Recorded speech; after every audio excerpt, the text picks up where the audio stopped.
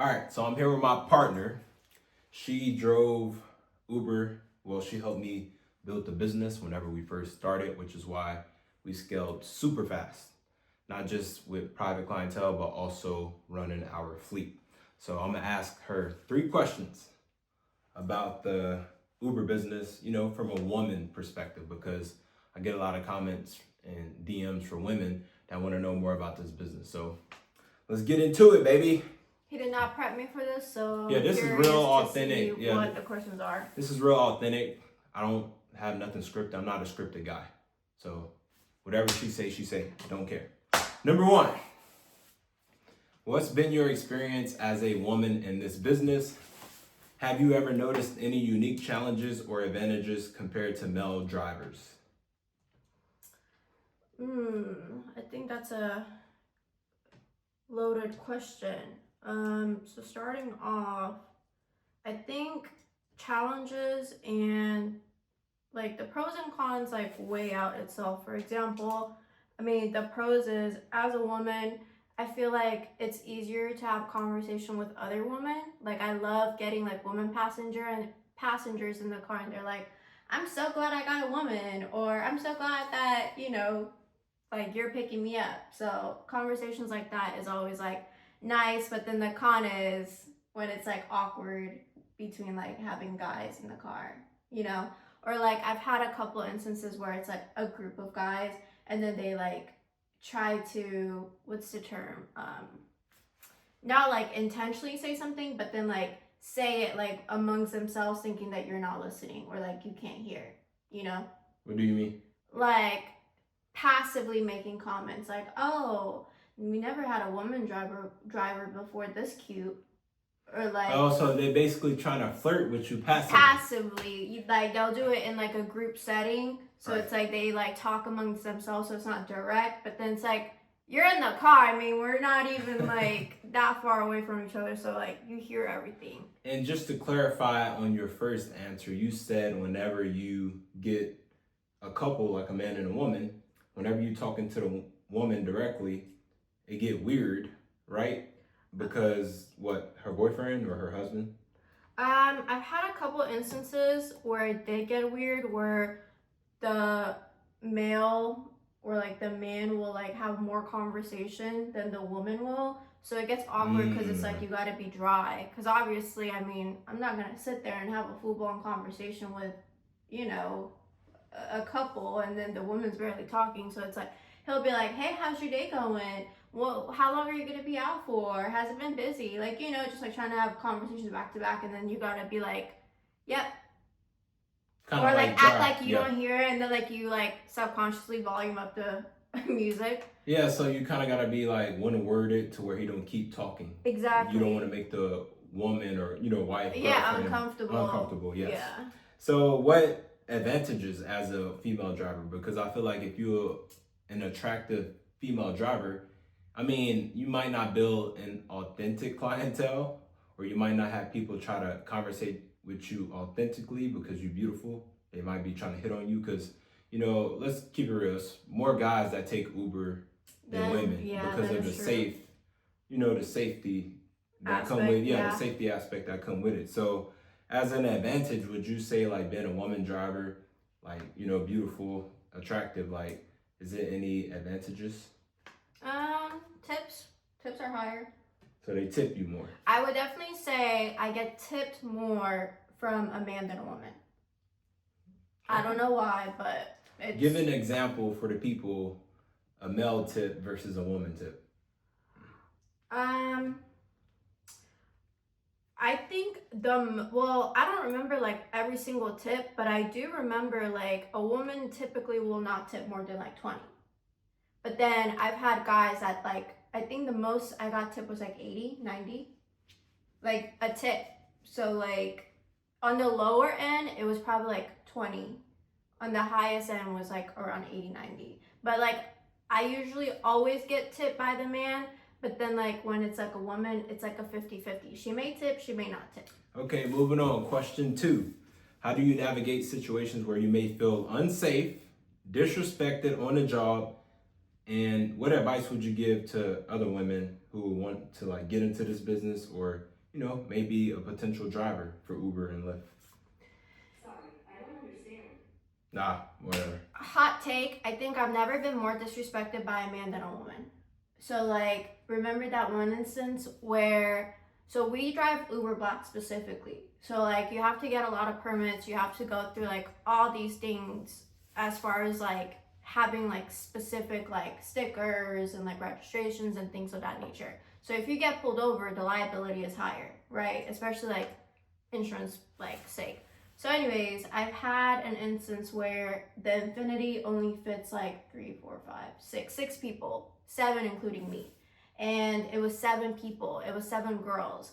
And they all got mad because I said that you will have to book a different car because there were 7 of them. And the way that the Infinity is laid out, like the middle is really not a seat. So really like it should be like 2, 2, and then 1 person in the front. Anyways, she was like basically saying directly like, you don't get paid enough for you to be like this pressed about like not letting us slide this time. And I don't remember what she said, but she was basically like, I can get you a better job. Right? Like, I remember that, yeah. She was like a BBL, like bottle yes. girl or something like that, and she said you need a better job. They were all like BBL girls, and you know, it's just like, I don't know, comments like that, I'm just like, she didn't even know her. That's the thing. She don't know how much money she making. That's what I'm saying. Like, which is probably way more than what a bottle girl. And what's crazy is it's like with Uber Black, like aside from like the private clientele that we have, like an average night is like 400 to 500, and I'm sure like as a bottle girl you're making 2 times in that, but like realistically, I don't have to sit there and like deal with people if I don't want to. Just like in that instance, I can tell you like, get the fuck out of my car. Right. So it's just like pros and cons, but and I will argue that's a more like sexualized business. Like their clientele or customers is not authentic. It's mainly just drunk guys that's trying to get laid, to be honest. So the environment is totally different. Yes, but I would say with guys, I haven't really like experienced like disrespect aside from like, oh, we've never had a girl driver before, or like I've had an instance where, what was that, I don't know, like they were foreign and they were like visiting, they're like, oh, we've never had a white girl drive us before. Like it's always like foreigners that do Uber, or like minorities, like, you know, in the field. So it's like I get comments like that, but it's never been like, oh, you know. Okay, and what made you decide to start driving, and what was your first day like? Here's the thing, we never like wanted to get into Uber. Like Uber was never like something that's like, okay, we're gonna plan to do this, this, and that. It was just something that like happened to where like it worked out. We needed something where we can still make the same income or more outside of a 9 to 5, but still have the freedom to do whatever we needed to. So I was like, what other thing can we do that's gonna bring in the income but still allow us to be our own bosses, if that makes sense. Like if we need to go somewhere or if we need to take care of something, we can just leave without having to like ask for PTO, take a break, do unpaid time off, or get written up for like leaving the job. You know, there was a lot of things that we were trying to like pursue outside of a 9 to 5 that limited us. So I feel like really that's the whole reason why we even got into Uber Black. And then we decided to scale it, saying like, okay, how can we still make money from Uber but not physically driving and still like have the time, if that makes sense. Tell them why we got into this business though.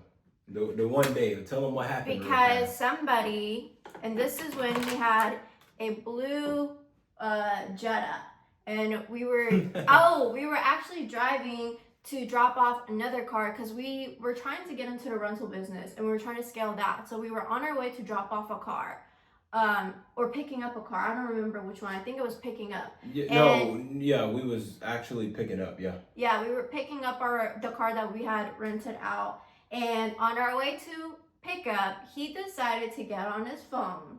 He looked down for like 2 seconds, and then he ended up having like a fender bender. So we were like, okay, perfect opportunity. We need a new car, so why not buy a car that we can make money from? And she pitched the Uber Black idea. I didn't know what the hell Uber Black was. She, we was like researching. She was like, what about Uber Black? Now I knew about Uber, but I didn't know about the black part specifically. And also, to give you guys a context, the purpose of it was so that he could still do what he does, which is drive. He used to be in a truck. He used to drive like what, 12, 13 hours a day? 12 to 15 hours per day, depending. Exactly. So I'm like, why don't you get in a smaller vehicle, still basically make the same amount, if not more? But not only that, now you can network with people in the city that you can possibly, utilize in the future. So I just thought it was like a great opportunity. So that's really why we got into it. And last but not least, what made you decide to, and last but not least, what do you think women bring to the Uber or luxury transportation space that makes them stand out? Like, what's different from a male driver? Safety. From all aspects, as far as like men are weird, especially like having a strange man drive you. But Uber Black is a little different, but still at the end of the day, you just never know getting in a car with a stranger. Not saying like women are any better, but as far as like the other aspect of safety is like, I received a lot of comments of like, I love the way that you drive. Like whenever I come to like a bumpy road, I like go 5 to 10 miles an hour because I don't want them in the back passenger like feel every single bump or feel every single like stop. So like I'm more cautious, I would say, than a male driver, because you, on the other hand, you just be driving. I mean, I'm not saying you're a bad driver, but like I don't think like you would specifically slow down and like be cautious whenever you're going into like when you drive in a Range Rover, you don't have to do that. The car is okay, that's fair. Yeah, you don't feel it as much, but exactly. In the Infinity, you feel it. You feel everything in the Infinity. Yes, so quality of car matters. But those are all the questions I have. Just wanted to bring the view to women in this business, that want to get into this business. I guess I can add one more real quick. How do you deal with guys that be trying to flirt with you? I have a boyfriend. 9 times out of 10, they just don't say anything back. Or they'll say like, okay, and? Well, some guys, that's not true, because some guys would be like, oh, is he rich? Yes, I've had that happen. Yes. Yeah. Like, does he have more money than me? Exactly. And I'd be like, yes, he actually does. Yes. And at the end of the day, those guys, I don't know what to say. But to all the people out there, mainly women that I'm speaking to now, if you want to get in this business, it's a good business to get into. But use it as a stepping stone. Don't treat it like a job. Exactly. Network and build a clientele if you want to really make it a business. But the main key is networking. It's a lot of different people you meet from different backgrounds, different occupations that could potentially change your life. It just take one person. So. Exactly. And you're in environments to where you never would be if like you worked a 9 to 5. Like we've been to like places we never thought existed, like high end, low end, all in between. Types of people we met, the types of people that we all like have access to now. Yes, we scale very fast, and we got a lot of contacts in our phone. If we need anything from whatever type of background, we got somebody in there for it, basically. So we use Uber or the rideshare business as a stepping stone to our lives. Now we connected with people. Like she said, Uber wasn't the end all be all go. This was just something to put on autopilot while we take on different business ventures. Because ultimately time is what we needed. Time, yes. You can't have time if you work in a job, no matter if it's 8 hours, 12 hours. You can't do 2 things at once. Okay. So all my entrepreneurs out there, drive Uber, 6-8 hours, make quick 200 and go do what you want to do as far as, business. Yeah. But yeah, that's it. Bye.